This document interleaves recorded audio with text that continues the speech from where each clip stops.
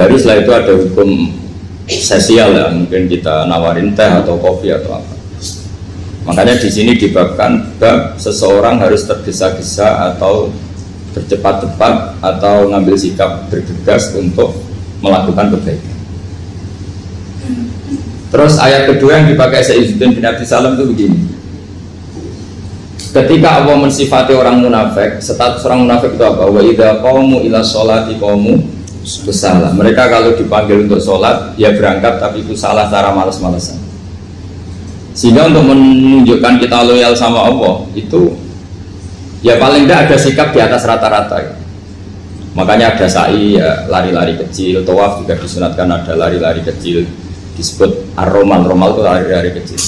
Untuk menunjukkan bahwa kita loyal sama Allah itu tidak sakobri cara Jawa. Nah itu dibabkan sendiri. Jadi beda antara tergesa-gesa sama ekspresi serius. Jadi musyawarah itu ya kira-kira kan nggak mungkin lah kita dipanggil rektor atau kiai atau orang tua kita terus jalan leha-leha itu kan nggak mungkin. Nah contoh yang diambil di sini begini.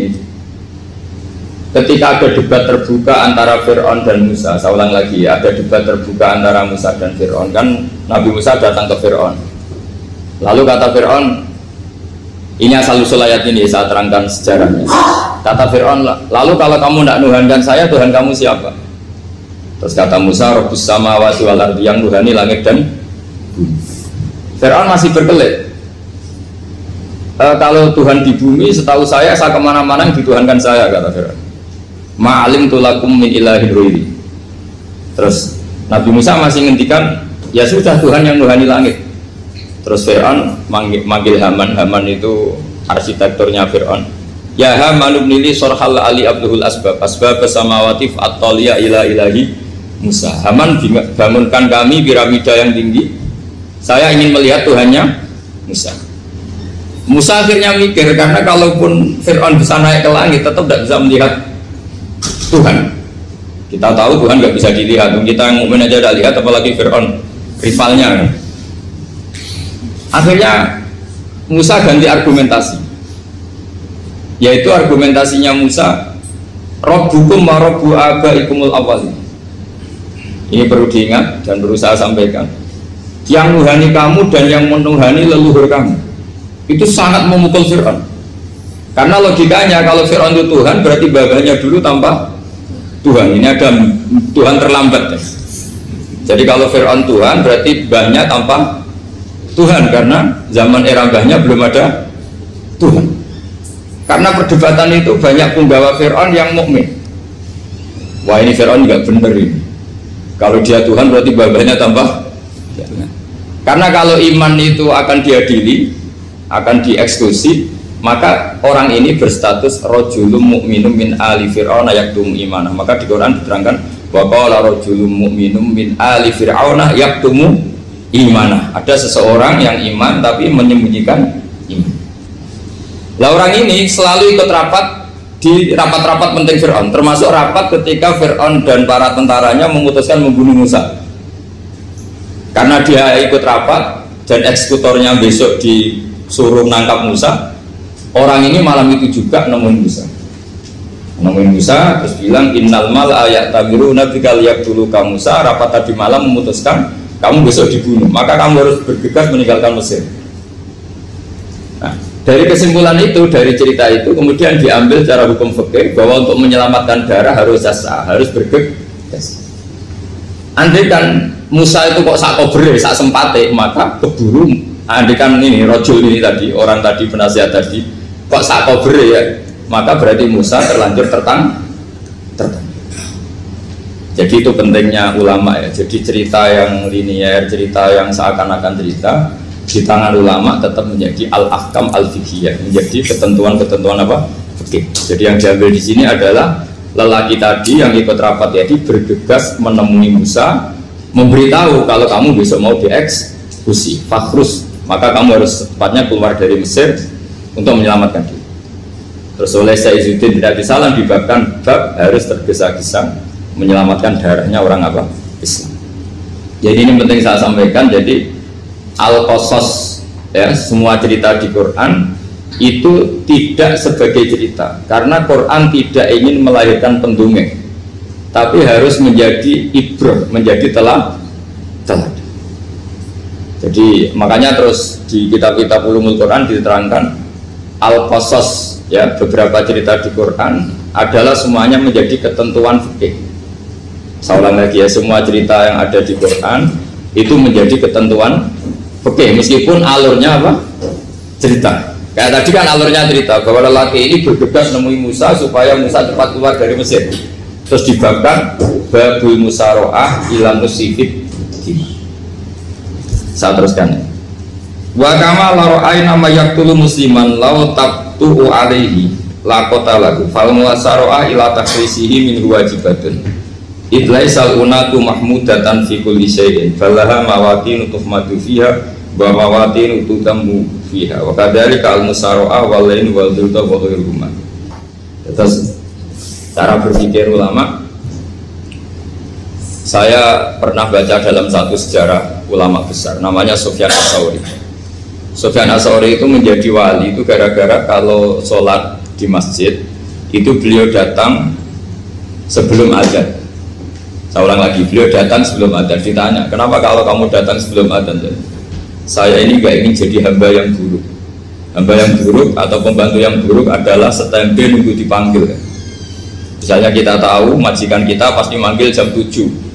Kemudian jam 7 itu Anda masih ngopi, masih tata-tata, itu kan tidak menghormati majikan. Harusnya kamu setempe di jam yang saat itu pasti majikan Anda memanggil. Kata beliau, saya tidak ingin seperti pembantu yang buruk, datang nunggu apa?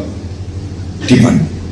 Jadi itu ada beberapa spirit ya, atau inspirasi dari aturan-aturan mahabbah. Sebab itu ketika Allah kritik orang munafik, wa idza qamu ila sholati qamu kusala, ketika dipanggil sholat mereka datang bermalas-malasan. Karena tidak ada cintanya sama Allah, maka datang berlambat-lambat. Nah, berarti kalau ekspresi cinta mengharuskan kita datang bercepat. Makanya dalam istilah lain di Quran ini termasuk balaghatul Quran. Di juz 25 itu istilah menuju Allah itu fafirru ilallah. Kita tahu firar itu maknanya lari apa jalan biasa?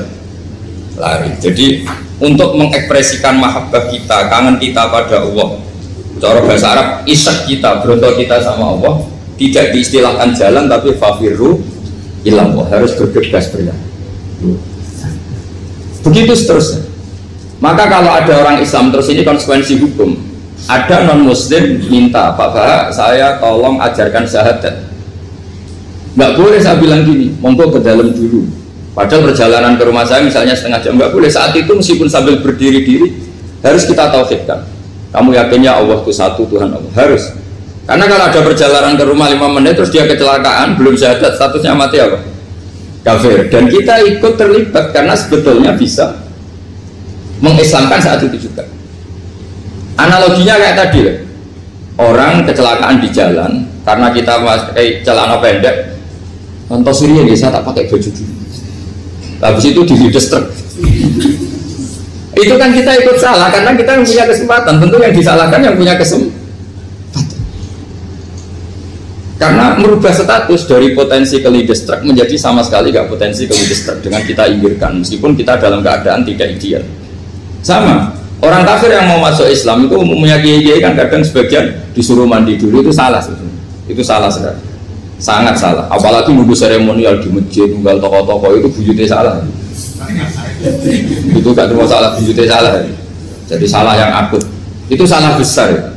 Kalau seremonial monggo, tapi kalau mengislamkannya harus saat itu. Apalagi seremonial seminggu lagi nunggu tokoh terkenal, nunggu di syuting dulu, wah itu perilaku show, itu bukan mengislamkan itu. Makanya kita yang sebagai peneliti fikih itu kadang itu enggak serg gitu. Masa mau Islam nunggu di masjid dulu, di syuting dan tokoh-tokoh itu salah. Itu sama dia kamu lihat orang kecelakaan mau menyelamatkan, ini ada wartawan enggak ya? Minta di syuting dulu sedang mati ini. Jadi kita normal saja dalam Islam, sesuatu yang mendesak, yang emergensi ya perlakuannya harus cepat. Sehingga dibabkan faslun fil musaroah ila musifid fitimah. Jadi ada beberapa contoh di Quran memang aturannya seperti itu. Makanya semua redaksi Quran tentang menuju Allah diredakseno fafirru ilallah. Makanya di tawaf ada ekspresi romal, jalan agak cepat. Di sa'i juga ada momen-momen kita harus romal berjalan cepat.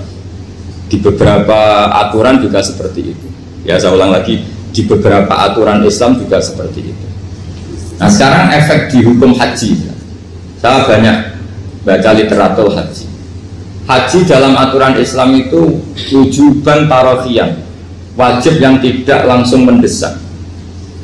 Kemudian semenjak ada fakta kita harus nunggu, daftar tunggu, itu kita sebagai ahli fikih itu gampang. Misalnya gini, saya umur 20 punya uang, sekarang berapa daftar? 25 juta ya. Saya umur 20 punya uang 25 juta. Saya jomblo misalnya, ya butuh nikah, ya butuh macam-macam. Itu wajib daftar haji apa enggak? Karena kalaupun daftar nunggu 20 tahun. Nah sekarang kalau ada orang umur 50 tahun punya uang 25 juta, menurut Anda wajib daftar saat itu apa enggak? Mau daftar saja bisa game gitu. Jadi kalau misalnya umur 50 ditambah 25 kan 75. Itu kalau orang sumpah sudah tetap mati itu. Maka itu menjadi pertanyaan, apakah fikih ini kita rubah? Karena dulu kan orang itu longgar semua. Karena haji zaman Nabi pun tidak langsung dilakukan saat pertama diwajibkannya haji. Jadi Nabi punya sisi unik. Pertama ada tahun diwajibkannya haji, Nabi tidak langsung haji. Sebab itu ulama berkesimpulan kalau wajibnya haji tidak langsung. Maka fikih itu memang unik. Sholat juga gitu. Ada istilah begini dalam sholat. Watajibu sholat ala kulli muslimin wujuban muwassa'an. Di semua kitab fikih takbirnya seperti itu redaksinya. Wajib sholat dilakukan orang Islam wujuban muwassa'an, wajib yang ada longgarnya. Sehingga ketika zuhur jam 12 WIB kita dengar azan, boleh sholat setengah 1, jam 1, setengah 2, jam 2. Karena memang wujuban muwassa'an, memang ada batas akhir waktu misalnya sampai setengah 3. Nah problemnya begini, misalnya setengah 1 Anda pasti dipanggil majikan kamu yang diharuskan melakukan satu aktivitas, misalnya Anda pilot, yang nggak mungkin sholat lagi di kokpit. Apakah status wujuban muwassa'an, wajib yang longgar menjadi hilang karena setelah itu tidak ada kesempatan lagi sholat? Apa tetap kita sebagai ahli Islam yang agak balelo tapi alim, misalnya ya sudah tetap jadi pilot, nanti kan ada aturannya sendiri, ada rukhsahnya sendiri, ada kemurahan sendiri, kita sudah jadi pilot. Misalnya sholat tanpa harus menghadap kiblat, sholat yang tetap di perjalanan. Kira-kira Anda kalau jadi ahli fikih milih mana? Milih harus sholat di depan apa tetap memberi kelonggaran? Gak apa-apa sholat sambil apa? Nyuper ya, sambil pilotin apa pesawat. Anda milih mana? Karena kalau konstitusi ilmu itu memang harus ada, dengan tanda kutip ya, memang harus ada nakalnya. Kalau nggak nakal malah gak sah. Memang unik ilmu itu. Karena ilmu itu kalau dipaksakan lurus terus, itu nanti malah bengkok karena menghilangkan rukhsahnya Allah, kemurahan Allah. Tapi kalau dipaksakan rukhsah terus, murah terus, nanti dianggap menyepelekan hukumnya Allah. Maka kita yang ahli fikih itu pusing. Misalnya saya sering ditanya, Gus saya ini supir bis, kan musafir terus, berarti saya boleh nggak puasa terus panjang Ramadan? Coba kalau ada jadi ahli fikih mesti bingung. Mau boleh, ya boleh terus supaya orang nggak peduli sama Ramadan. Mau mengatakan wajib puasa, kayak nggak peduli dengan kemurahan Allah yang membolehkan musafir tidak puasa. Coba loh, Anda jangan jadi ekstremis yang misalnya bantah kok protes dong, ini kan. Jadi memang mengkaji ilmu itu ya, makanya dengan tanda kutip itu harus ada nakal, tapi nakal yang baik, bukan nakal. Nakal itu kalau bahasa Jawa itu kan tidak harus dosa, seperti anak kecil menek-menek itu, tuh bocah kok nakal, padahal anak kecil menek itu haram dah. Enggak kan? Malah orang tuanya yang bentak itu yang haram. Yang nakal betul ya ibunya yang bentak cerewet itu, karena ibunya orang yang sudah mukallaf, sudah tua, salah langkah yaitu bentak. Kalau anaknya naik meja itu ya sebenarnya bahasanya tidak nakal, lucu. Oh jelas pinter coba bisa munggah meja, harusnya diapresiasi. Tapi rata-rata itu semua akal mecah gelas. Coba, malah boe malah mecah tabungan. Bapaknya marah tukang nguras tabungan. Sebetulnya senakal-nakalnya anak kecil itu nakal orang tuanya, itu pasti. Karena ini sudah kena kitab, sementara anak-anak belum kena. Saya pernah punya tamu, karena di tradisi Kiai itu sering punya tamu. Bapak ibunya itu kultus sama Kiai, bentak anaknya disuruh salim sama saya. Anak kecil kan nggak mau jalan-jalan terus, marah. Tak marah orang tuanya tak marahin, yang dosa itu kamu bentak anaknya. Kalau anak kecil itu kena diskon rufi al-qalamu an salasin. Di antara aturan Islam apa? Tidak ada keharusan bagi 3 orang. 1 anak kecil sampai balik, 2 orang tidur sampai bangun, 3 orang gila. Artinya anak kamu itu tidak kena khitab untuk sopan sama saya. Kamu yang kena khitab baru sopan sama anak-anak. Nah ini ada Jawa itu kadang keliru. Jadi orang tua itu marah-marah memaksakan anaknya sopan. Padahal Allah memberi diskon anak kecil itu belum wajib sopan. Gak apa-apa ada tamu naik-naik itu. Asal masih anak kecil. Makanya Rasulullah ketika beliau sholat sujud itu Hasan Husain itu naik. Cara Jawa Nabi itu 3 tumpahan. Semua riwayat mengatakan Nabi itu diam saja gak berani ngangkat. Sampai sahabat itu ada yang ngomong ini Nabi sujud lama sekali ada apa?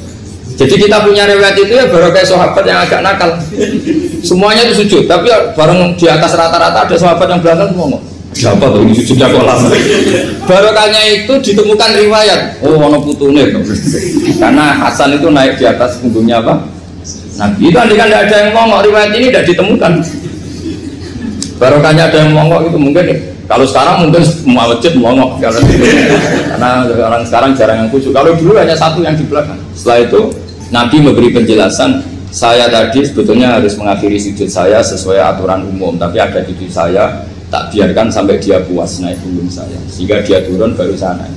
Filosofinya apa? Begini, anak kecil 1 tidak kena khitab, 2 jangan sampai sholat itu jadi problem. Kalau Nabi nyentak Hasan, membentak, putu lono bayi sholat kok diganggu, maka sholat menjadi trauma. Gara-gara sholat bahasa bentak saya. Lama-lama anak ini trauma dengan sholat karena dianggap problem. Makanya saya termasuk kiai nggak berpendapat anak kecil nggak boleh di masjid. Sering kan anak kecil di masjid, wajah khutbah ramai. Saya termasuk setuju tetap boleh. Kalau dibentak di masjid maka dia trauma dengan masjid. Bangsa ke masjid dibentak. Lagi pula kadang-kadang orang tuh gaya-gayaan toh. Wah suami orang khutbah ramai nih. Padahal kalau nggak diramein anak-anak malah dia tidur. Kita kan tidak bisa menjamin kalau perilaku kita lebih baik gitu. Mendingan kan anak-anak main di masjid dibanding di karaoke kan. Jadi kan, ya ini maksudnya saya, ini fikih ya. Fikih itu wilayahnya, makanya jadi ahli fikih itu susah-susah gampang. Jangan hanya berpikir protes dengan ketentuan fikih, mengkaji yang sebanyak-banyaknya. Itu tadi, misalnya Anda seorang supir permanen, supir bis terutama. Kalau truk kan bisa leha-leha, kalau bis kan apa ada deadline-nya ya waktu. Seperti bis jurusan Surabaya Semarang, saya kan sering naik bis jurusan Surabaya Semarang. Kadang-kadang supirnya melihat saya tanya, Gus saya ini supir. Saya ini Ramadan itu gimana ya? Ya saya sudah ngerti setengah nakal, dan senengnya dijawab rasa poso ya saya tahu. Tapi masalahnya secara fikih kalau kamu mengatakan kamu harus puasa terus, kamu melanggar konstitusi ilmu. Memang musafir punya diskon? Boleh tidak puasa. Pertanyaannya bayarnya kapan? Mau Syawal ya nyupir lagi, Zulhijjah ya nyupir lagi, nanti sampai Ramadan ya. Nah terus ya pas kamu cuti, biasanya cutinya pas sakit, boleh diskon lagi karena sakit. Coba. Nah, andai kan ada jadi ahli fikih milik zaman. Lu kalau orangnya soleh terus kayak ustadz-ustadz di sini kayak dosen UI kan, masa dosen UI Universitas Islam nggak Islami kan nggak mungkin. Mungkin memilih poso kan. Masalahnya ini kan hukum untuk orang kebanyakan, nggak boleh hukum musuh gak kuat. Sahur jam 3:30 ngambil vitamin pokoknya harus kuat. Itu tidak hukum, itu saran. Hukum itu beda dengan saran. Hukum itu hanya berpijak musafir itu boleh stop. Kalau saran memang boleh, ya usahakan kamu makan 3:30 pas fit nyupir. Terus kalau nyupir selesai jam 10 nanti istirahat. Memangnya majikan bisa ngatur jamnya? Itu fikih. Maka menjadi perdebatan yang namanya pergi itu apa? Menurut Imam Syafi'i pergi itu ya dari rumahnya ke tempat yang asing yang tidak wilayahnya namanya pergi. Menurut Imam Ahmad bin Hanbal enggak. Pergi itu tidak kerja. Jadi orang yang supir yang seperti itu namanya tidak pergi tapi kerja. Tanyakan ke publik, misalnya jenengan ke UI, istri kamu atau suami kamu ditanya, istri kamu kemana? Kira-kira jawabnya bilang pergi jalan-jalan apa bilang kerja? Kerja. Makanya kata Imam Ahmad bin Hanbal, mudi musafar atau orang yang berprofesi, yang profesinya memang harus pergi, kayak traveling atau supir, maka itu namanya tidak pergi, namanya itu kerja. Karena apa? Sekali distatuskan pergi, maka ikut status yang dikatakan Allah dan Rasul, dapat diskon, boleh tidak puasa. Maka terus kita debat tentang definisi. Nah, definisi ini penting karena yang menjadikan hukum rubah itu definisi. Misalnya gini, mbak ini ngaji saya, statusnya kalau pakai status saya ajnabi, orang lain bapak ajnabiyah, maka hukumnya saya melihat bapak ini haram karena statusnya ajnabi melihat ajnabiyah yang tidak mahram. Tapi kalau di fikih itu ada statusnya. Antara lelaki boleh muwajahah sama perempuan adalah satu untuk belajar, dua untuk muamalah, tiga untuk kesaksian, empat untuk pengobatan. Itu kan ada pengecualian. Sehingga statusnya sekarang Mbak itu belajar, apa ini melihat Gus Bah atau Gus Bah itu mengajar atau gimana, itu statusnya bisa rubah. Makanya kalau sebetulnya kalau kita marung di warung misalnya Padang, kita nggak pilah-pilah, kebetulan pelayannya perempuan itu masih bisa dipilah secara fikih. Saya muamalah marung, cuma kebetulan penjaganya. Tapi masalahnya Papa ini punya daftar penjaga yang cantik, masalah. Maka pertanyaannya itu marung ke situ demi marung apa demi melihat? Tidak jawab saja. Demi marung apa demi melihat? Kalau demi marung sepakat yang penjaga yang sangar-sangar juga banyak. Akhirnya kalau demi makan, penjaga yang cowok kan banyak. Kalau demi melihat, berarti yang dihitung kan niatnya. Berarti karena muamalah apa karena melihat? Melihat. Itu status. Jadi makanya kalau mudi musafar itu namanya orang pergi atau orang kerja? Orang kerja. Maka menurut pikirannya Imam Ahmad bin Hanbal seperti itu harus puasa karena dia adalah pekerja, bukan musafir. Lalu dalam masalah jumlah 3 hari misalnya, kalau dalam fikih kita, nggak saya kenapa ngomong fikih terus ya, karena banyak yang melupakan fikih. Jenengan pergi haji, zaman Nabi haji itu jamak dan qashar terus. Padahal hajinya Nabi itu, haji itu minimal kan berapa hari minimal itu? 9, 10, 11, 12. Sebenarnya haji itu minimal hanya 4 hari. Karena 13 Dzulhijjah bisa nafar apa? Awal. Kalau nafar awal berarti nggak ada kewajiban nafar sani. Berarti yang wajib betul kan tanggal 9 wukuf di Arafah, terus 10 biasanya ifadah sama balang jumroh apa? Akobah, terus 11, 12 itu kan sudah boleh cabut karena apa? Nafar apa? Awal. Berarti nggak usah nafar apa? Sani. Berarti hanya berapa? 4. Tapi Nabi haji di Mekah Madinah itu sampai 40 hari karena perjalanan. Pertanyaannya, ketika Nabi menjamak dan mengqashar itu cara Imam Syafi'i lis safar. Karena Nabi orang Madinah datang ke Mekah dengan jarak 460 kilo, maka Nabi boleh jamak dan qashar. Jadi pikiran Imam Syafi'i, jamaknya Nabi itu lis safar karena pergi. Cara pikiran Imam Malik enggak, jawabnya Nabi itu lin nusuk. Nabi menjamak sholat itu karena melakukan ibadah haji. Efeknya adalah orang Mekah kalau haji itu cara Imam Malik meskipun jaraknya dekat boleh apa? Boleh apa? Qashar, boleh jamak qashar. Lalu terus ada pertanyaan fikih lagi. Lalu jamak qashar itu karena pergi apa karena masyaqqah? Karena repot. Coba kalau sampean kira-kira jawab. Misalnya kita orang kaya bawa uang 1 miliar, naiknya Alphard, ada supirnya, ada ajudannya, pergi di jarak 100 kilo.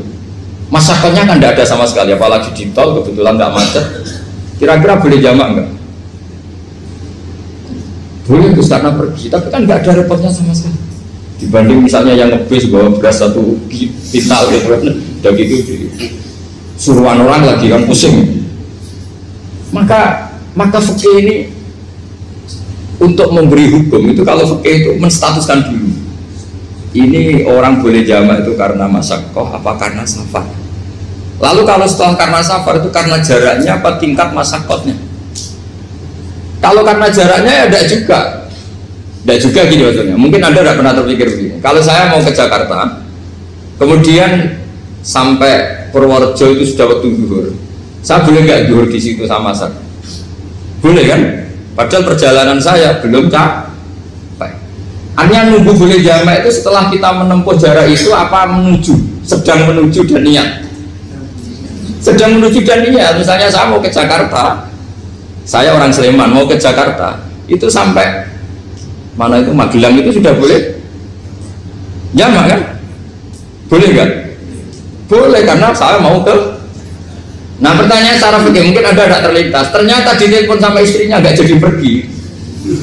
Padahal sholatnya kadung di jamak duhur dan asar. Apakah setelah di rumah sholat lagi? Tapi nggak pernah mikir gitu. Jadi orang fikih itu sudah pusing, makanya jangan diprotes terus. Kita ini sudah pusing. Ya orang itu enak aja protes terus. Nggak perlu didengar, nanti wajib sholat lagi enggak?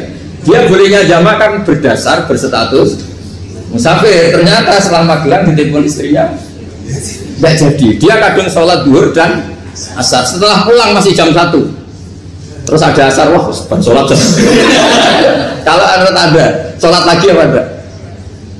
Jangan saran. Kalau saran, wah sebaiknya sholat lagi. Itu tidak hukum, itu saran itu namanya. Saran dengan hukum beda. Sholat lagi beda. Oh, ketika ada jabah itu berdasar malas atau berdasar hukum? Apa? Nah kalau Anda sholat lagi, pertanyaannya gini, Allah itu tidak punya tradisi mewajibkan 2 kali. Pertanyaan fikihnya mesti gitu. Dan saat Anda di Magelang menjamak itu melakukan sesuatu yang disahkan oleh agama. Berarti pas Anda jamak duhur asar, sesuatu pas melakukan itu kan berstatus sah dan boleh. Meskipun setelah itu ada masalah, istri kamu nelpon terus pulang. Tapi pas itu kan sudah dinyatakan oleh malaikat sah, Anda sudah duhur dan asar. Kalau melihat itu tidak wajib mengulang. Tapi bisa saja malaikat ada yang usil. Itu sah karena Anda berstatus musafir. Berhubung status Anda hilang, maka poin Anda sudah sholat juga hilang. Kamu milih fikih yang mana? Jadi peneliti fikih itu beda dengan orang-orang yang dengarin protes.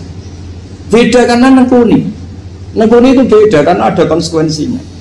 Makanya fikih itu sampai saya punya kitab fikih itu dikarang satu orang itu jumlahnya 20 jilid, per jilid itu segini. Jadi satu meja ini dikarang satu orang. Itu mulai yang presisi, yang detail, sampai yang khayal. Yang khayal juga ada. Yang khayal itu tadi beliau banyak menghayalkan diri. Suatu saat Anda datang ke Mekah itu hanya butuh waktu 20 menit. Zaman itu belum ada pesawat. Lalu budak jamak, budak nakal. Nakal itu begini. Sama orang kaya punya jet pribadi, misalnya Anda Ronaldo masuk Islam, orang kaya. Itu bisa nggak puasa.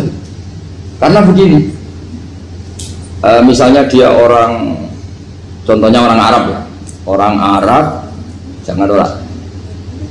Dan contohnya itu dibalik saja. Di sini itu kalau imsak jam berapa? Imsak Ramadan jam berapa? 3:30 aja biar aman ya. Kalau 3:30 kan masih imsak. Dia terbang ke Mekah. Jadi orang sini puasa jam 5 kan mulai puasa, dia terbang ke Mekah kan masih malam, makan terus dia. Mekah mau ada matahari terbang lagi ke barat. Karena dia menghindari berstatus puasa. Atau sebaliknya, dia orang Mekah jam 12 puasa, 12 siang puasa. Dia wah kalau 6 jam lagi buka bisa barat saya. Terbang ke Indonesia. Ke Indonesia terbang baru 1 jam, di sini sudah buka.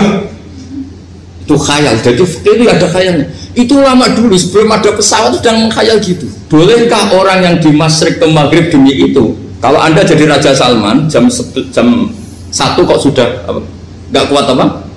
Puasa, itu diberi saran terbang ke Indonesia. Itu kalau pakai jet kan nggak sampai 9 jam, 1 jam ke Jakarta. Sudah ada wow akbar. Bukan. Boleh nggak? Belum mau kamu tidak bilang, oh nggak boleh. Wong di Jakarta sudah buru bisa sih. Masa sudah matahari terbenam orangnya nggak boleh? Bukan. Leja. Apa?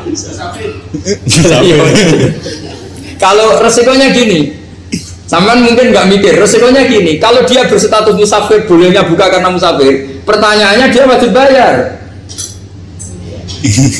Kan musafir bolehnya kodok nanti harus bayar, tapi kalau dia buka normal kan bayar, beda, efek pakainya beda. Sampean jangan protes, Gus Baik gimana, mau ngaji mana tidak sedang. Ini kan ngajinya para dosen, para pegawai, jadi harusnya itu jadi mufti, ngaji untuk jadi mufti. Bukan ngaji untuk mendengarkan. Jadi makanya saya mohon jangan sering protes sama ulama itu sudah pusing. Karena efek-efek hukum itu tidak gampang. Kayak tadi misalnya kalau dia boleh buka atas nama musafir, resikonya wajib bayar. Masalahnya Raja Salman ini mau enggak dia inginnya. Maka pertanyaannya itu kitab yang milik saya tadi yang 20 jilid tadi, ulama itu mulai dulu sudah membayangkan bagaimana kalau suatu saat ada satu kendaraan. Kenapa ulama bisa membayangkan itu? Karena ada buruk. Meskipun mereka nggak numpak buruk, hanya Rasulullah, tapi kan bisa membayangkan ada toyil waktu. Waktu itu bisa dilipat. Karena ulama dulu ahli astronomi, jadi bumi itu bulatnya gini, muternya gini. Berarti suatu saat ada satu ilmu di mana orang ambil satu posisi terus melewati toyil waktu, ngalami lintasan waktu. Mulai dulu itu sudah dibicarakan. Pertanyaannya lalu status orang ini kayak apa? Misalnya tadi orang Mekah ingin cepat buka terbang ke Indonesia. Orang Indonesia menghindari imsak, misalnya 3:30, dia belum sahur. Wah kalau saya di Indonesia ini sifatnya sahur. Wah saya tak terbang ke Mekah. Wah kan terbang di Mekah ternyata masih jam 8. Wah bisa makan sepuasnya jam 8 malam, maksudnya jam 20. Kan enak juga. Baru warak balik ke Indonesia terus jam 1 siang.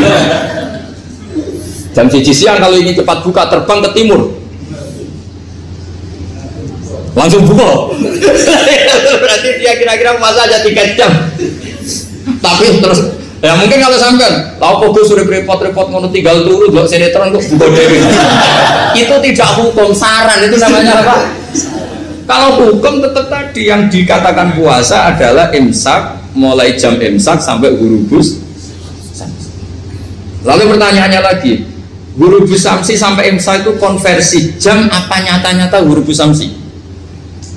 Kalau yang diliwati khotul istiwa, katul istiwa itu nyata, fi'lan, kalau dalam bahasa Arab fi'lan awakiyah. Tapi kalau Anda orang kutub, saya sering kirim-kiriman surat sama mufti-mufti yang ada di Timur Tengah, di Eropa, konsultasi maksudnya. Orang kutub itu kan tidak ada matahari, tidak ada apa-apa. Jika kalau Anda baca kitab di kutub, mesti Gus Bah ada pembohong. Misalnya orang kutub ngaji saya, kamu harus subuh sebelum matahari terbit. Sekali matahari terbit waktunya hilang. Duhur setelah matahari agak ke barat. Asar kalau matahari terbenam hilang waktunya. Terus mereka mesti bilang mataharinya di mana? Maka pertanyaannya, boleh gak mengkonversi waktu untuk orang kutub? Jadi misalnya pola umum subuh jam 4:30, berarti antara subuh dan qadha itu 1,5 jam. Subuh sama zuhur polanya berapa berarti? Kalau 4:30 sampai jam 12 itu 6 sama 7,5. Berarti ya kira-kira habis subuh nunggu 7,5 jam baru zuhur, nunggu 3 jam baru asar, nunggu 3 jam baru maghrib. Berarti waktu puasa kira-kira antara jam 4 sampai jam 6. Berarti berapa jam itu? 12 sama 2 14 jam. Oke, berarti orang kutub harus puasa 14 jam. Tidak bergantung waktu mata. Tapi ada lagi pertanyaan lucunya gini, lalu 14 jam Gus itu dimulai dari mana? Apa asal 14 jam? Apa harus ada konsensus setarnya? Masih ada PR lagi. Menurut kamu gimana? Ada konsensus setarnya dimulai jam 4 dini hari. Apa asal jumlahnya? Imsak 14 jam. Mikir lagi kan? Itu di Denmark itu ada satu musim di mana siang terus sampai sekian bulan. Siang terus sampai orang sana itu capek. Kenapa ada siang terus? Logikanya kan tadi bumi itu bulat-bulat. Saya juga belajar falak astronomi. Kalau tepaan kamu di sisi yang barat agak utara atau agak selatan, matahari ini nentron terus. Sehingga bumi mulak malik ya kamu kesentron terus karena kita ini kan tepaan di katulis tiwa. Di khotul istiwa. Sebenarnya khotul istiwa itu bahasa Arab dari kata khotul istiwa. Khotun itu garis, istiwa itu tengah. Islam itu oleh Allah memang dipilih di tempat paling top, yaitu Mekah. Mekah Ka'bah itu suratul ardi. Jadi sebelum ditemukan ilmu astronomi itu Nabi sudah ngendikan Al-Ka'bah suratul ardi. Ka'bah itu pusarnya bumi. Sehingga di Ka'bah itu satu-satunya area yang terbebas dari medan magnetis. Karena dari utara dan selatan benar-benar di tengah. Maka potensi jam paling akurat di dunia itu hanya jam yang di Mekah itu. Karena apapun akuratnya teknologi di Amerika atau Jerman, karena jam itu dari logam tetap ketarik medan magnetis, entah berapa 00, tetap kena. Misalnya jam di Jerman lebih dekat mana kalau Jerman, mesti ketarik medan magnetis, entah berapa kadarnya, karena materi jam dari logam. Sementara di Mekah karena di tengah itu terbebas dari medan magnetis. Nah, sehingga yang segaris dengan Mekah kayak Indonesia itu semuanya khotul istiwa.